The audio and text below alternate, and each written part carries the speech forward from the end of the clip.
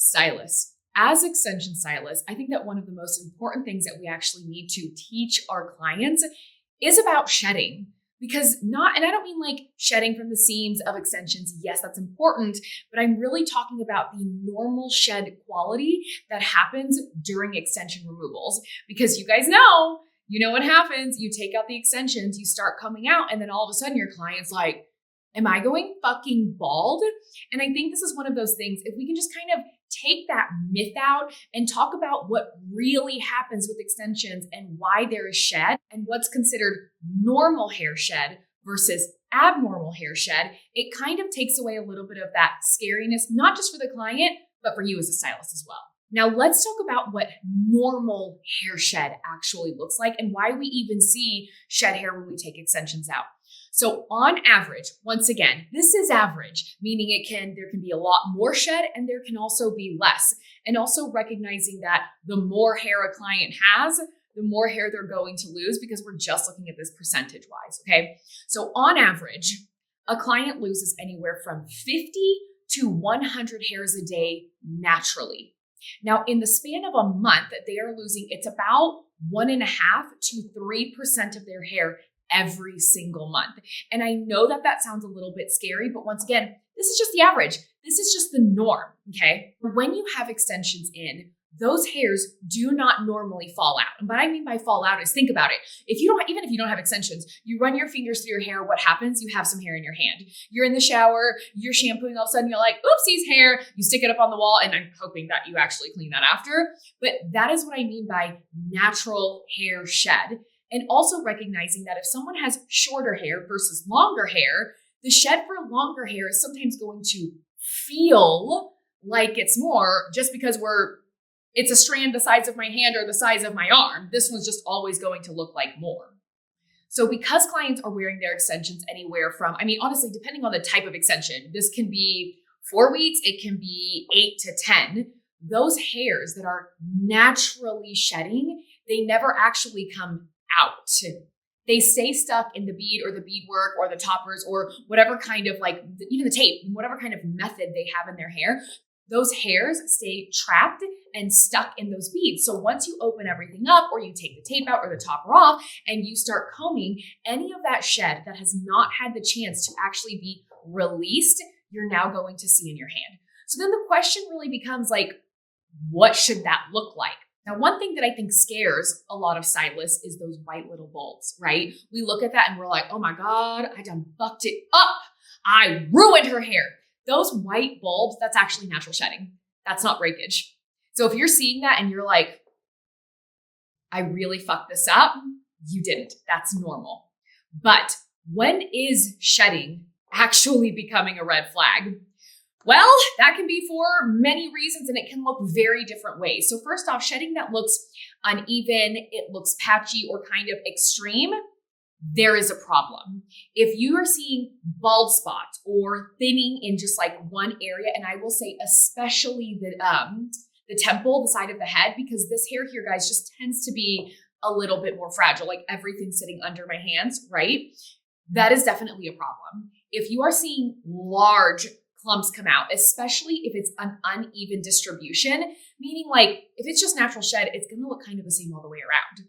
But if it's not and you're like, holy crap, that's a problem. If the client is reporting any kind of pain, pulling, or soreness at the scalp outside of the norm, right? Because as someone who's very tender-headed, if I haven't worn extensions for a while and I put in even 2 rows like I'm wearing now, all of a sudden I'm like, I forgot about that weight. I just forgot. It's fine. We forgot. It doesn't hurt or painful. It's just getting used to something new. Now, the causes for this, they can vary because the truth is it could be that you fucked up their install. Let's just call it what it is. If you mess it up, you fix it, you move forward, you make it right with your client. But any kind of pulling, health or scalp issues, if you have clients that are pickers, all of that can also cause damage.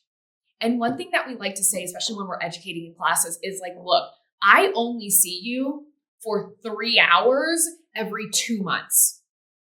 3 hours every 2 months. You are with you the entire rest of the time. So yes, it could absolutely be something that I, as the professional, did that maybe is causing damage or it didn't sit right or whatever. But also, clients do have to take responsibility if something goes wrong because it could have been on their end too. Now, how many hairs can you expect per row that you should have, right? Like you open up the row, you open up the beads, or you take the tape out or whatever it is. How much hair should you expect? This is a very, very difficult one to answer because the answer is it depends. If myself, having this long of a hair, loses 100 hairs and someone with a short bob loses 100 hairs, the amount in your hands is not going to look the same. The amount for mine is almost going to look double, right?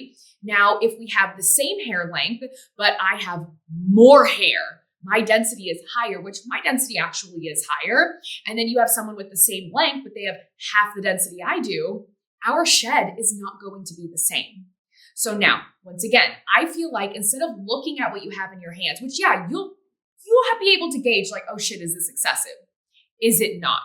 Was this maybe a little bit too much? Because I say think of like a little cotton ball, right? Little cotton balls. That's pretty normal. Now, I will say, if you're taking all of his hair, you're rolling up really tight and you're rubbing it and you're like, look, a little cotton ball. That's not what I mean. I'm not talking a dense cotton ball. I'm talking you pick up the hair and you look at it and you're like, cool, that's not that much. But once again, it just depends. Does the client have long hair or short hair? How long have they waited? 4, 8, even 10 weeks? Do they have any kind of health conditions that could be causing their hair to shed more than average? Do they just have more hair than the average bear, so it just sheds more naturally? These are all things that you need to take into consideration. So when stylists ask me, well, how much is normal? It sucks that my answer has to be, it just depends.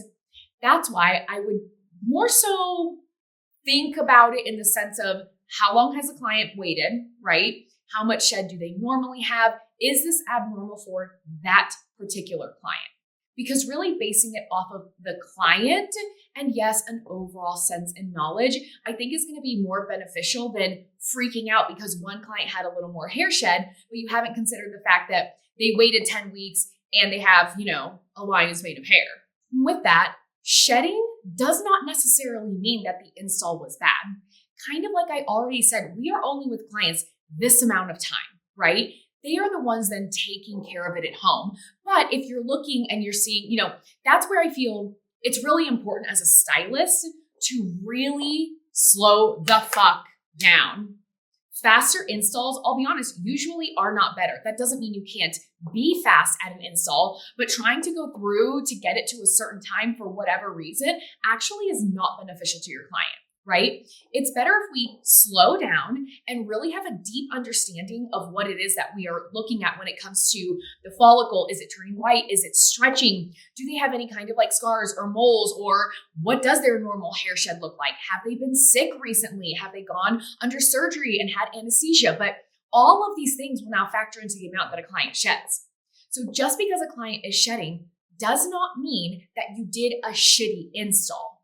But at that point, if you're going through and you're looking at your client and you're like, this actually doesn't really look right, then at that point, I would also say it's time to start asking your client questions.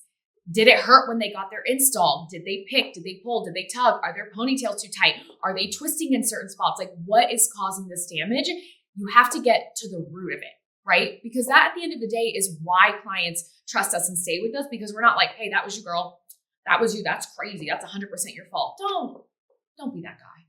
Now, if you're freaking out a little and you're like, bitch, what are the top 3 causes of excessive shedding? I'm going to tell you. Let's be honest. A bad install. First and foremost, a bad install. And I don't mean bad because you are bad, but in the sense of it could have been too tight. There could have been too much tension. There could have been too much weight on the row itself. It could have been placed improperly. The angle could have been a little bit off. Like all of these things can cause issues during installs, right? But I will also say improper home care. Overbrushing, underbrushing, leaving matting, aggressive detangling, pulling, tugging, getting it caught on seat belts or purses and yanking their head up. Like even if they're weirdly aggressive sleepers, all of these things can cause excessive shedding, which is truly damage. And then the third one, which is not the most common, but very common as well, any kind of scalp or health conditions.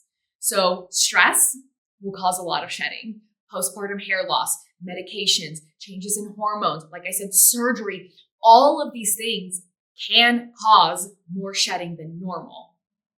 And you should be comfortable having these conversations with your clients because at the end of the day, you're just trying to help them. Now, another thing is, please do not wait until you're actually brushing out your client's hair for your client to be like, that looks like a lot. Have these conversations with your clients like, hey, you are going to see some hair shed during removals. That's totally normal. This is why we see that. This is what normal shed looks like. These are the things that I'm going to be looking for to make sure that there's nothing going on with your scalp, that there's no damage, and that your hair continues to grow really nice and healthy, like even with extensions. If you are waiting for a client to freak the fuck out after they see all that shed, there's a chance they might not trust you. Because think about how nervous they're going to be all of a sudden when you're like, oh no, this is fine. And you put it in your pocket. As opposed to, hey, this is your first move up, your first refresh. I want to kind of set the expectation and let you know what you can expect to see. You are going to see some hair falling out, some removal. That's actually just natural hair shed because of XYZ, da, da, da. Do you see how that is a far more calming conversation than being like, oh, no, you're good, girl. That's normal. It doesn't feel normal. And then I will also say on the extension side, hand-tied wefts and genius wefts are all going to shed at some point or another, right? Now, with that, obviously, if you have cut any hand-tied wefts, or even if a client is wearing hand-tied, if that stitching, the seam, starts to come apart, they're going to notice clumps. If they see that type of shedding, they need to immediately come back to the salon. I am not talking in days or weeks or next appointment. If you can see them that day, see them that day. Because very, very rarely is that type of shedding just going to stop. If your stitching is really tight and really good, then yes, it might hit the next stitch and that might slow it down. But the last thing you want is for client to keep doing this and they see clumps of hair and having a fucking aneurysm. So if that happens, bring them in immediately. Don't freak out. You need to stay cool, calm, and collected. If they're like, oh my God, I'm seeing a ton of hair, just say, hey, oh my gosh, you know what? That's a super simple fix. Can you go ahead? Can you come in at this time today and I'll take a look at it and make sure that everything's looking good? Yeah, no worries at all. That's it. Keep it short, sweet, and to the point. And also, just because a weft is shedding, that also doesn't necessarily mean it's a bad weft. This is still hair. Like some shedding is going to be normal, but if it starts hitting the point where yes, they feel like they have clumps, regardless of hand-tied or genius, that is a problem to bring them back in. If that's happening with genius wefts, and I've talked about this in other videos, it could be that they're using too many alcohol-based products, like on the actual seam of the weft, and it's starting to melt that sealant. So once again, just simple, calm conversations to have with clients so they're not freaking out and they know that you're going to take care of them no matter what. So here's the bottom line. Shedding is normal. No, that does not mean that your install is horrible and you're a piece of shit. No, that doesn't mean that the quality is bad. Normal shedding looks even and almost like expected. Red flag shedding, where you're like, oh, it can look patchy, painful, extreme. There can be blood, like there can be a lot of shit. You as a stylist, it is your job to confidently explain what is happening to your clients, but also do it in a very calm manner. Because if you start freaking out and they see you drenched in sweat, bitch, they're gonna be drenched in sweat too. Now, as always, if you have any questions in regards to hair shed, extensions, extension methods, anything, you can always comment down below or find me on Instagram. The link is down below as well, and ask away. I am more than happy to answer any questions you guys have.